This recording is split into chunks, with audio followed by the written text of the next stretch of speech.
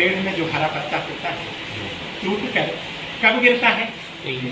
जब वो पीला हो जाता है। तो पीला किसका प्रतीक?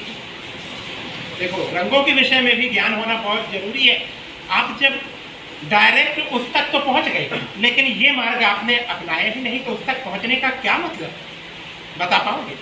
तो पहली, दूसरी, तीसरी, ये सब सीढ़ियां हैं उस तक पहुंचने के लिए, और नहीं तो कोई मतलब नहीं आपका ज्ञान।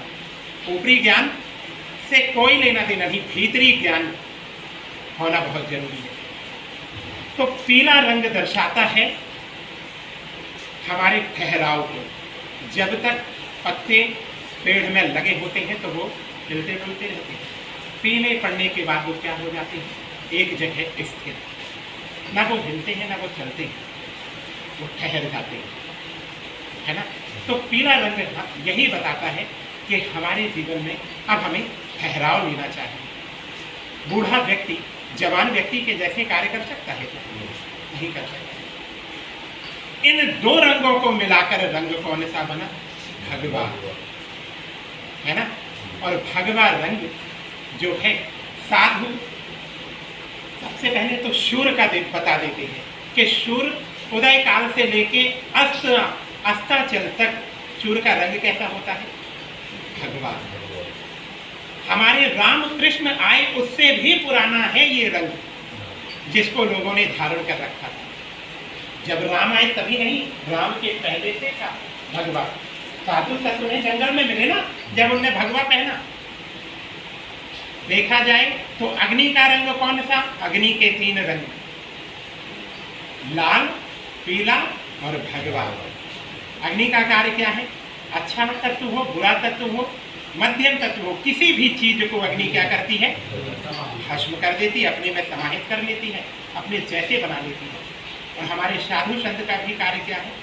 उस ज्योति को धारण करने के बाद जलायमान है। उनके ज्ञान का प्रकाश तो रक्त के जैसे सब जगह प्रवाहित होता है, लेकिन एक जगह बैठकर वो एक ही जगह अपने आप को ठहरा लेते हैं। और वही ठहराव उनके जीवन में जो ध्यान से ज्ञान मिलता है उन्हें, तो वो सभी दिशाओं में उसकी ऊर्जा फैलाते हैं। तो भगवा रंग देखा जाए तो साधु लोग इसलिए धारण करते हैं कि उनके पास चोर भी आते हैं, ज्ञानी भी आते हैं, विद्वान भी हैं, है ना, हर प्रकार के लोग आते हैं, लेकिन उनके पास आ जाने मात्र से वो कैसे जाते हैं? उस समय तक उन्हीं के जैसे एकदम शांत, जैसे आप लोग रंग जाते हो।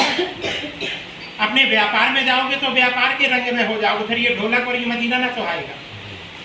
ये तभी तक अच्छा लगेगा जब तक ये माहौल है। तो साधु के पास जाने से आदमी हो क्या जाता है? साधुवाद, साधु जैसा ही हो जाता है। इस भगवा रंग का एक रीजन, सबसे बड़ा महत्व ये है कि हमारे शरीर में कितने चक्र हैं? 4। पहला मूलाधार, दूसरा स्वाधिष्ठान, तीसरा मणिबंध, चौथा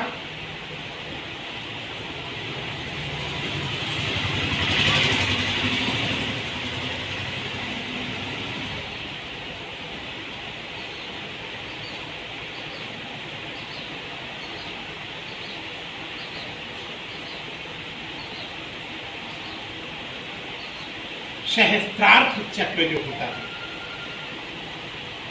हमारे मस्तक पर जो विद्यमान है, उसका रंग कैसा होता है? भगवा। 10 मिनट को लगा रहे हैं होता है, पता ही नहीं होगा, अभी इस विषय में जानकारी ना होगी कि हमारे शरीर में चक्र कितने हैं और चक्रों के रंग कितने हैं। तो मस्तक में जो दोनों भ्रिकुटियों के बीच में है सहस्त्रार्थ चक्र, जो 7वां चक्र है, उसका रंग भी कहीं ना कहीं भगवा ही है। भगवा क्यों धारण करते हैं?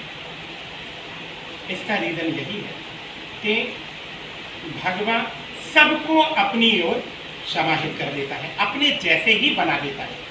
आज अगर आप लोगों को यहाँ आकर जो ज्ञान मिल रहा है, वो ज्ञान क्या आपके पास बस रहेगा?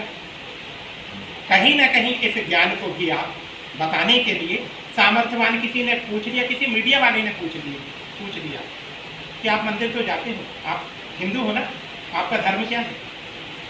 साधु भगवा ही क्यों पहनता है? इस विषय में कम से कम ये जानकारी तो होगी कि भगवा हमारा भारत देश का, भगवा है तो साधु है और साधु है तो भगवा है। ये हमारे जीवन का सार है, हमारे चारों वेदों का तत्व है, हमारे चारों वेदों की आत्मा है। भगवा में ही आदमी आया तो है बिना वस्त्र के, लेकिन बीच में इसे किस वस्त्र को धारण करना चाहिए? भगवा देखा जाए तो साधु की पहचान है। अगर आप ये जो कपड़े पहने हो और आपके पास अपार ज्ञान हो और मार्केट में निकलो, कितना भी ज्ञानी क्यों ना हो, लेकिन अगर ये वस्त्र पहने हो तो कोई आपको साधु कहेगा। लेकिन अगर भगवा पहनकर आप निकल जाओ, आपके पास ज्ञान जीरो हो, फिर भी लोगों की गर्दनें क्या होंगी? अपने आप झुक जाएगी, साधु आएगी, है ना? और हो ना ब्रह्मा जैसे ज्ञान, लेकिन ये वस्त्र पहनकर जाओ, किसी को कोई फर्क नहीं, कोई गर्दन नहीं झुकाएगा, ना कोई प्रणाम करेगा। केवल उस चोले का इतना बड़ा महत्व है कि अच्छे अच्छे लोगों को वो अपने पास आकर शांत कर देता है।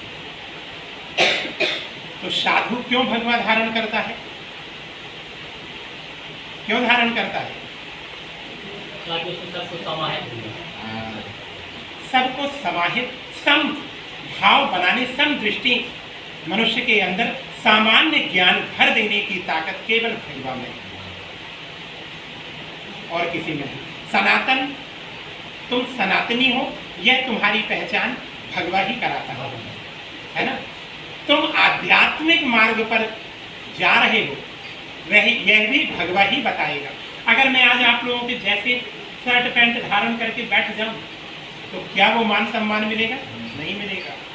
फिर भी अगर देखा जाए तो ये वस्त्र कुछ समय के लिए तो ठीक है, जब वानप्रस्थ आश्रम में रहो तब फिर भगवा हो जाना चाहिए। और जगदम्बा यहाँ दो ही वस्त्र पहनाकर बिठाती है, एक पीला और दूसरा लाल, है ना? कहीं ना कहीं लक्ष्मी और नारायण का प्रतीक भी यही है।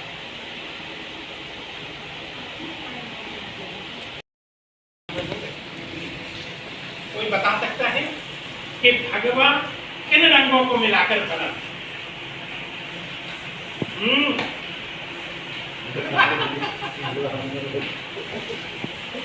अभी स्वीटिंग ऑफ केवल आपके ऊपर है। ये जो तिलक दिख रहा ना, भगवाधारी, इसके विषय में अगर किसी ने पूछ लिया कि आपने जो भगवा रंग लगा रखा है या भगवा पहन रखा साधु हो, तो पहले तो ये बताओ कि आपके धर्म के हो, हिंदू हो, तो यही बोलते हैं साधु सब कि हम भगवाधारी हैं। हमारा धर्म जो है सनातन धर्म है, हमारी पद्धति वैदिक पद्धति है और हमारा कर्म, हमारा मार्ग आध्यात्मिक मार्ग।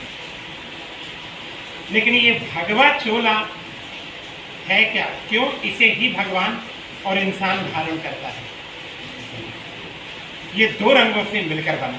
पहला लाल, लाल रंग किसका प्रतीक है? ऊर्जा, उत्साह, उमंग, है ना? हमारे शरीर में कौन सा रंग बह रहा? लाल। जब तक ये चलेगा हमारे पूरे नसों में, इंद्रियों में, तब तक हमारी सारी इंद्रियां कार्य करेंगी। इसके बाद अगर एक जगह ना चले तो शरीर क्या हो जाता है? पैरालाइसिस हो जाता है।